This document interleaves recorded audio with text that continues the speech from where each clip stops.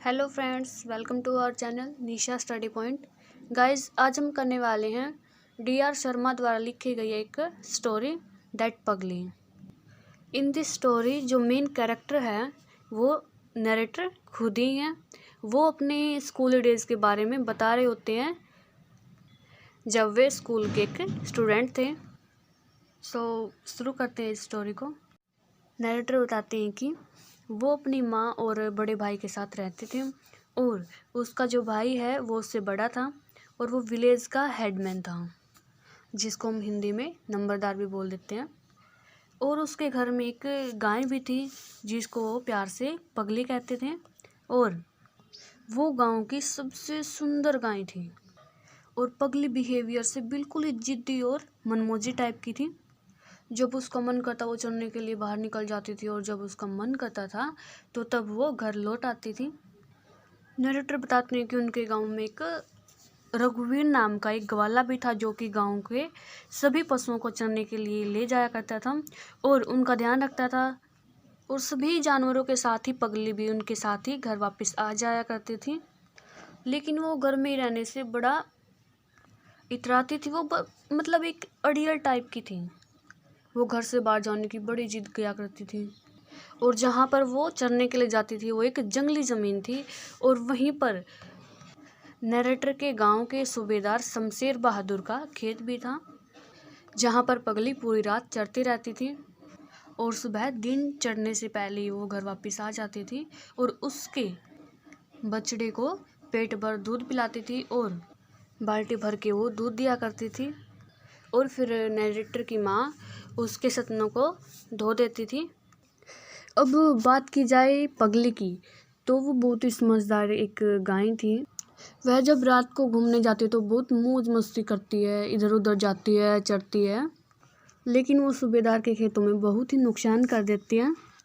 अब बात की जाए सूबेदार की तो बहुत मतलब घमंडी टाइप का एक इंसान है और वो गांव में इधर उधर घुड़सवारी करते हुए फिरता है और अपनी दुनाली बंदूक को अपनी पीठ पर लिए फिरता रहता है।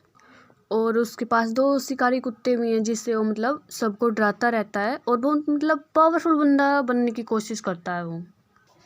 अब जब पगली उसके खेत में नुकसान कर देती है तो वो अपने बेटों से कहता है कि जाओ तुम खेतों की रखवाली करो, क्योंकि वहाँ पे मतलब पगली जैसी गाय और भी आती हैं और पगली भी जाती है और वो वहाँ पे नुकसान कर देती हैं। अब सूबेदार के बेटे वहाँ पे रखवाली करने से मना कर देते हैं तो सूबेदार का खेतों पर अब कोई भी नहीं होता। तो इस तरह जो पगली है वो बहुत मोटी ताज हो जाती है उसके खेतों में। अब सूबेदार अपने कामों से बिल्कुल फ्री हो जाता है और वो अपने खेतों को संभालने लग जाता है। अब जो पगली के लिए सिचुएशन बिल्कुल ही एकदम बदल जाती है, क्योंकि जो अब सूबेदार है वो खेतों में रहने लग जाता है और सूबेदार अपने खेतों में होने वाले नुकसान को भी सहन नहीं कर पाता है। वो नरेटर के भाई को बोलता है कि जो कि एक हेडमैन है। सूबेदार अब लड़ने के फुल मूड में होता है और वो आते ही हेडमैन को बोलता है, नंबरदार, बेहतर होगा तुम अपनी गाय को अपनी काबू में रखो। लेकिन जो हेडमैन होता है वो कहता है कि अरे सूबेदार जी, ये जो गाय है वो तो मेरे बस की बात ही नहीं है। उस पर तो मेरा भी कोई काबू नहीं है। पगली तो मेरे काबू से भी बाहर है। वो अपनी मस्ती से ही घर आती है और अपनी मस्ती से ही चरने के लिए चली जाती है, तो मैं उसका क्या कर सकता हूँ। तो इस पर जो सूबेदार होता है वो गुस्से से लाल हो जाता है और वो अब हेडमैन को धमकी दे देता है कि अपनी गाय को संभाल लो वरना मैं अपनी दोनाली बंदूक से इसको मार दूंगा। और इस पर जो हेडमैन होता है वो ज़्यादा मतलब कोई आंसर नहीं देता है। वो इसको लाइटली लेता है और कहता है कि ऐसा कोई हिंदू है जो किसी मतलब गाय को मार सकता है, ये ऐसे ही बात ही बना रहा है। सूबेदार जब लाहौर से लौटा था तो वो स्टील के बने 10 संदूकों के साथ लाहौर से लौटा था।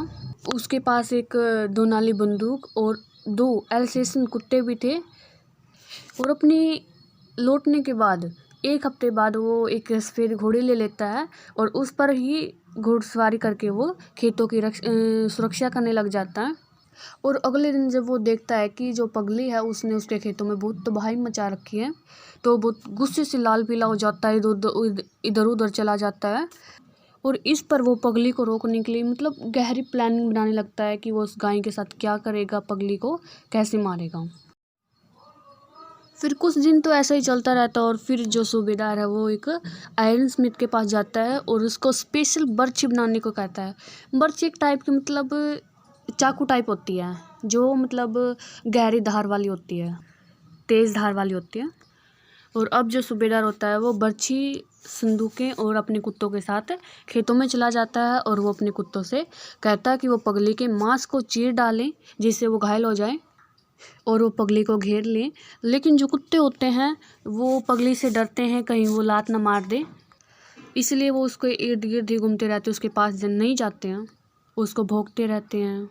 और इस पर जो सूबेदार है वो बहुत ही मतलब शेमफुल फील करता है कि जो उसके कुत्ते हैं वो उस गाय को घेर नहीं पाते हैं। वो अपने कुत्ते पर बहुत गुस्सा करता है और अब खुले तौर पर पगली को मारने के लिए उतारू हो जाता है, उससे बदला लेने लग जाता है और वो पगली को पैरालाइज करना चाहता है और इसकी वो फुल तैयारी कर लेता है। और इस बात का तो पगली को भी अंदाज़ा हो गया था कि जो सूबेदार है वो कुछ ना कुछ तो करने ही वाला है, ऐसे हाथ पे हाथ धरे नहीं बैठेगा। और अब जब तक जो सूबेदार है वो खेत के इर्द गिर्द रहता है, पगली उसके खेत में नहीं जाती है, वो खेत के इर्द गिर्द ही चरती रहती है और सूबेदार से मतलब डरने लगती है। और जब सूबेदार अपने साथियों के साथ घर चला जाता है तो पगली उसके खेत में आकर वही काम शुरू कर देती है, चारों तरफ तबाही मचा देती है। और सुबह की जो रोशनी है उसके निकलने से पहले ही वो घर वापस आ जाती है और सुबह वो बहुत थकी थकी सी लगती है। और सुबह जब नरेटर है वो गाय का दूध निकाल रहा होता है तो गांव का एक आदमी आता है जिसका नाम बलबीर होता है। वो नरेटर को सूबेदार और गाय के बीच में, पगली के बीच में जो बात हुई उसको बताता है। अब बलबीर कहता कि तुम्हें पता है कल रात सूबेदार ने क्या किया? लेखक कहता है नहीं तो ऐसा क्या हुआ जैसे तुम इस तरह से बोल रहे हो। इस पर बलबीर कहता है कि सूबेदार कह रहा था कि वो तो इसका काम कर ही देगा। अब लेखक इस पे कहता है अच्छा, सूबेदार ऐसा कह रहा था? तो बलबीर कहता है कि वो कह रहा था कि वो पगली को गोले से मार देगा, नहीं तो उसके बर्छी उसको घोंप देगा। इस पर लेखक कहता कि हे भगवान, सूबेदार ऐसा कैसे कर सकता है? क्या वो एक हिंदू ही नहीं है? अगर वो हिंदू होता तो ऐसा काम सोचने भी उसको डर लगता। अब जो नरेटर वो बताते कि मैं उस दिन स्कूल ही नहीं गया। जब मैंने बलबीर से ये सब बातें सुनी, मैं स्पेशली पगली से मिलने के लिए चल दिया और जब मैंने देखा कि वो जुगाली कर रही है तो मुझे विश्वास हो गया कि वो ठीक है। तो मैंने उसको सतर्क रहने के लिए कहा और ये भी कहा कि वो आज घर से बाहर ही ना निकले। लेकिन पगली ने उसकी जो वार्निंग थी उसको अनसुना कर दिया और वो मौज मस्ती करने के लिए फिर से बाहर चली जाती है।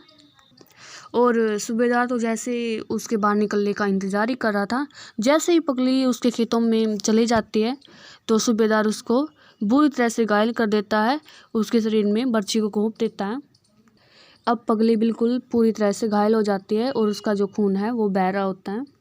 और अब पगली घर लौट आती है और जब नरेटर उसके घावों को देखता है तो उसको मिट्टी के तेल से धो देते हैं। और अब राइटर सूबेदार की इस हरकत से उसको कोसता है और उसको चिल्ला कर बिल्कुल आग बबूला हो जाता है और उसको कहता है अरे ओ राक्षस, भगवान तुझे अपनी गदा से खुद रौंद देंगे, तुम्हारा दलिया बना देंगे। तो वो नरेटर है वो रोते उसे गालियाँ दे रहा होता है। अब पगली के घाव को बढ़ने की एक वीक लग जाता है, लेकिन जो पगली का बिहेवियर है वो अब पूरी तरह से चेंज हो जाता है। वो अब इतनी मौज मस्ती नहीं करती और पूरे गांव में वो मतलब एक आदर्श गाय बन जाती है और बाहर भी नहीं जाती, वो किसी खेतों में नुकसान भी नहीं करती। और अब पूरा गांव उसकी वाहवाही में लग जाता है कि कितनी सुंदर गाय है, कितनी आदर्श गाय है, वो किसी के खेतों में नुकसान नहीं करती, चुपचाप घर पर चरती है और घर पर भी अपने मतलब चारे के लिए वेट करती है कि कब उसका जो मालिक है, जो नरेटर है, वो कब उसको चारा डालेगा। और अब ज़्यादा से ज़्यादा टाइम वो अपने बछड़े के साथ गुजारती है और उसके शरीर को चाटती रहती है। लेकिन अब वो पहले से कम दूध देने लग जाती है क्योंकि अब जो वो सूबेदार के खेतों में चरने के लिए भी नहीं जाती है।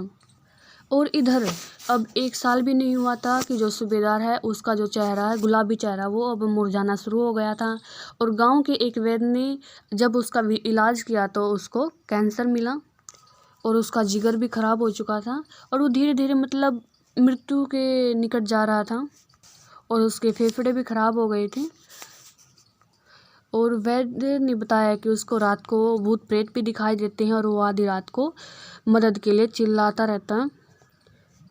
लेकिन कोई भी बीमारी रही हो, लेकिन अब जो सूबेदार है वो मर जाता है, अब वो इस दुनिया में नहीं रहता।